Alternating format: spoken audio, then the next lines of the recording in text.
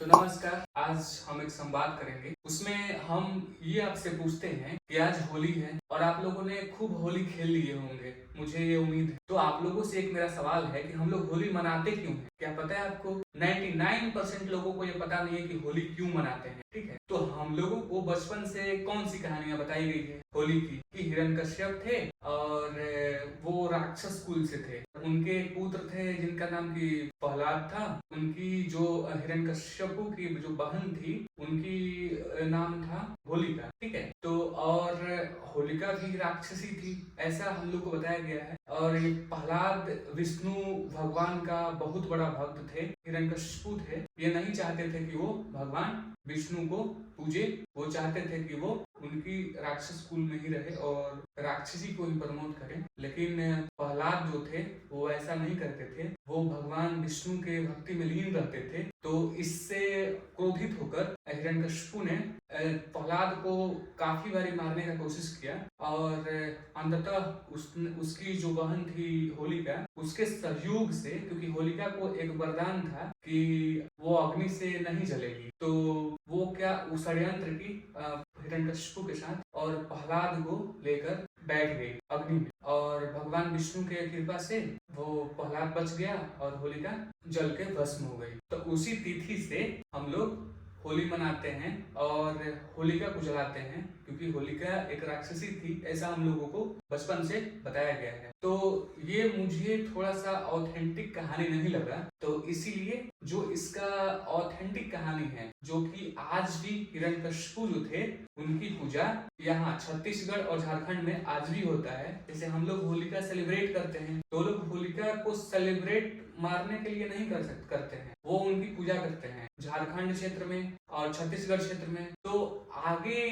का क्या सच्चाई है, और एक ये हमारे भैया हैं, ये आपको बताएंगे कि होली मनाने का जो कहानी है, जो हम लोग को बचपन से बताया गया है, इसमें कितनी सच्चाइयां हैं और वाकई ये कहानी सच्ची है या झूठी, ये भैया बताएंगे। तो भैया बताएं आप प्लीज। मैं अपना होली पे आपको प्रतिक्रिया देता हूँ।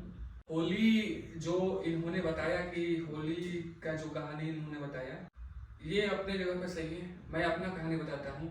डिसाइड आपको करना है कि आपको किस कहानी में इंटरेस्टेड है। एंड ऑफ द डे आपको खुद ये निर्णय लेना होगा कि आप किस तरह से इस त्योहार को सेलिब्रेट करते हैं। तो मैं अपना पक्ष रखता हूँ, इन्होंने अपना पक्ष रखा है, अब मैं अपना पक्ष रखता हूँ। आज हमारे देश में होली के नाम पे जिस प्रकार से हुड़दंगई, बदसलूकी, अश्लीलता परोसी जा रही है, ये कहीं से भी तार्किक नहीं है। आज होली हम लोग सेलिब्रेट करते हैं, किसी पे हील फेंक दिए, कीचड़ फेंक दिए, किसी के घर के सामने पीताम्बरी टांग दिए, है ना। तो ये कहाँ से होली ऐसा आया?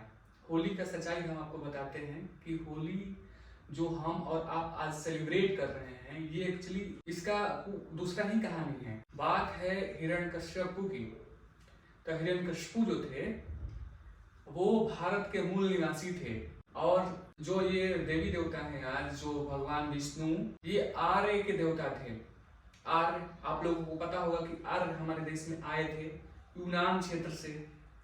तो आर्य आए हमारे देश में और वो लोग अपने आप को बोलते, उनको संस्कृत आता था, तो वो लोग अपने आप को बोलते थे हम श्रेष्ठ हैं, और जो संस्कृत नहीं जानते हैं वो अनार्य हैं, यानी कि वो राक्षस में उनकी गिनती होती थी। ठीक है, तो ये कंसेप्ट आप दिमाग में मत डालना कि ये राक्षस कैसे हो जाता है और एक श्रेष्ठ आदमी कैसे हो जाता है।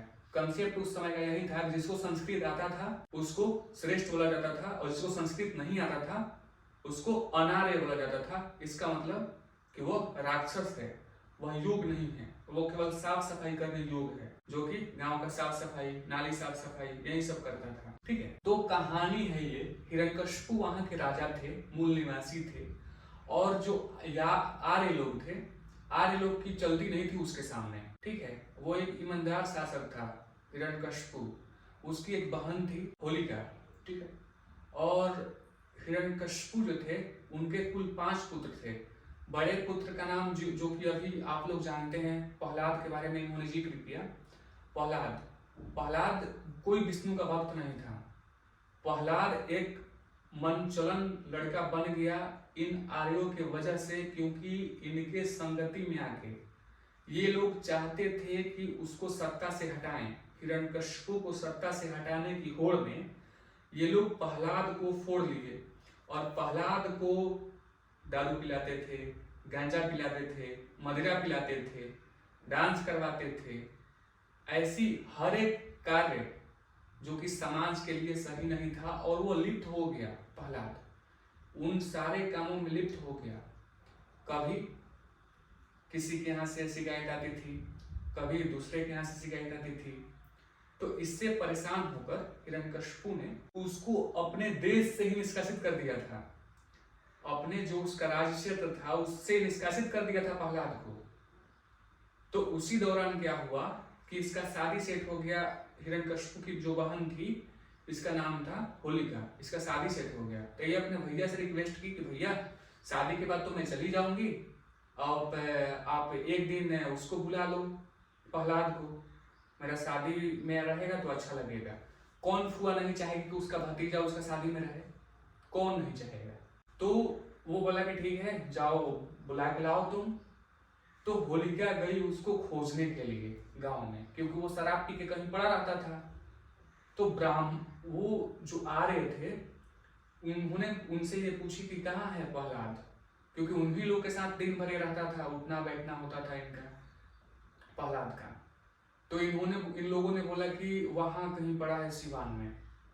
तो इन लोगों ने जानबूझ के ऐसा उसको भटकाया कि यहाँ गया वहां गया, और उसको भटकाते भटकाते रात हो गया। और रात हो गया तो ये जो आ रहे थे कुछ लोग जो बच्चलन टाइप के लोग थे, इन्होंने उसके साथ गैंगरेप किया होलिका के साथ। और उस समय हिरण्यकशिपु वहां के राजा थे, तो उनके डर से कि अब तो ये हमको मार देगा क्योंकि राजा है, तो उसको जला दिया वहीं। सुबह हुई तो हिरण्यकशिपु खोजने लगे कि आज इसका बारात है, कहाँ चली गई, मिल ही नहीं रही है। तो ये राजा था ना, जैसे आज प्रधानमंत्री के सेक्रेटरी होते हैं, गुप्तचर होते हैं, तो वैसे उस समय के भी गुप्तचर थे। तो उन्होंने उन लोगों से पता लगवाया कि ऐसा ऐसा काम हो गया है। तो उसमें 5 अपराधी धराए जो 5 आ रहे थे, ठीक है। तो उन 5 को यहाँ पे तलवार से काट के और अबीर की घोषणा की गई कि ये अबीर है। अबीर इन सेंस कि ये वीर नहीं है। एक महिला पे नपुंसक साले, एक महिला पे ऐसा अत्याचार करते हो और उसको रात में 2 से 3 बजे रात में ले जाके जला के फूंक देते हो और अपने आप को गर्वान्वित महसूस करते हो। तो उस समय से प्रारंभ हुआ अबीर का प्रचलन। ये साले इतने तेज थे कि 2000 साल आगे का सोचते थे। आप जो अबीर आज लगा रहे हो भैया, लगा के खूब घूम रहे हो और मजा ले रहे हो, ये अबीर अबीरों का निशानी है। उसको इस तरह से गढ़ दिया गया हमारे समाज में कि लोग अपना मूल इतिहास ही भूल गया और उसको नए स्टाइल में एंजॉय करने लग गया। आज का ये परिदृश्य है। तो वो 5 जो बच्चलन थे उनको गांव में घुमाया गया कालिक पोत के। तो जो लोग उधर से जब आते थे तो जो गांव के जो मूल निवासी थे उन पे कीचड़ फेंका करते थे, मलमूत्र फेंका करते थे, गोबर फेंका करते थे। और फिर इन लोगों ने एक आडंबर रचा और उस आडंबर रच के हिरण्यकशिपु को इन लोगों ने मार दिया, ठीक है।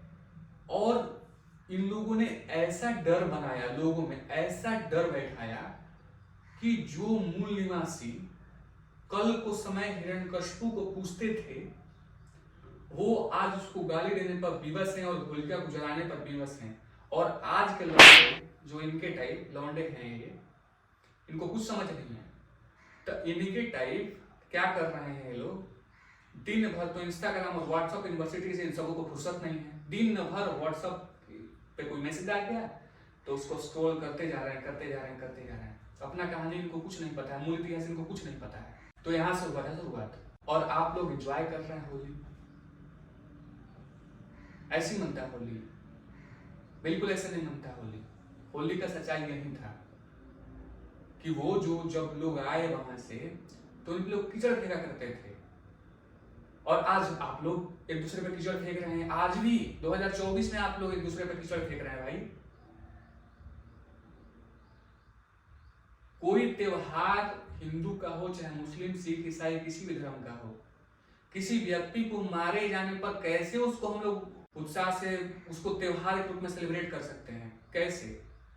कोई आज रेपिस्ट किसी का रेप कर देता है तो हम लोग उस दिन को याद करके मनहूस हो जाते हैं ना कि साला इसके गलती।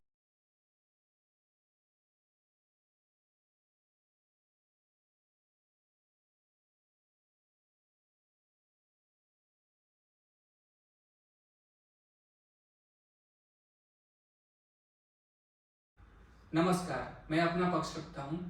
साइंस क्या कहता है और एक विद्यार्थी को होली से क्या समझना चाहिए और एक विद्यार्थी को होली कैसे सेलिब्रेट करना चाहिए, उसके पीछे का कहानी क्या एक्चुअल में था, मैं आपको बताता हूँ। तो होली मनाने का कारण था किसान से जुड़ी हुई, ठीक है।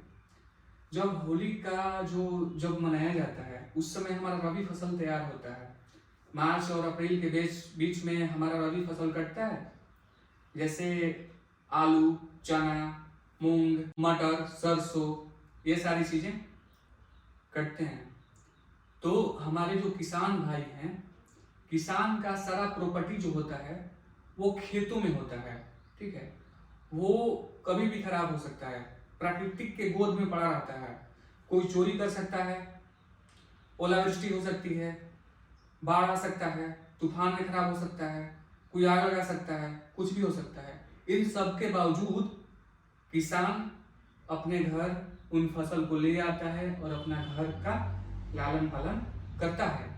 तो किसान का भी एक कर्तव्य है कि पृथ्वी, जल, अग्नि, वायु और आकाश से निर्मित और उनके प्रति समर्पित हम लोगों का एक कर्तव्य है कि हम लोग उनकी पूजा करें और हम लोग प्रकृति की पूजा करें, जहां से हमको फसल मिल रहा है। हम आप चांद पे चल जाएं, सूरज पे चल जाएं, मंगल पे चल जाएं, गैलेक्सी के किसी अंत कोने पे चल जाएं, खाएंगे तो भोजन ही खाएंगे ना।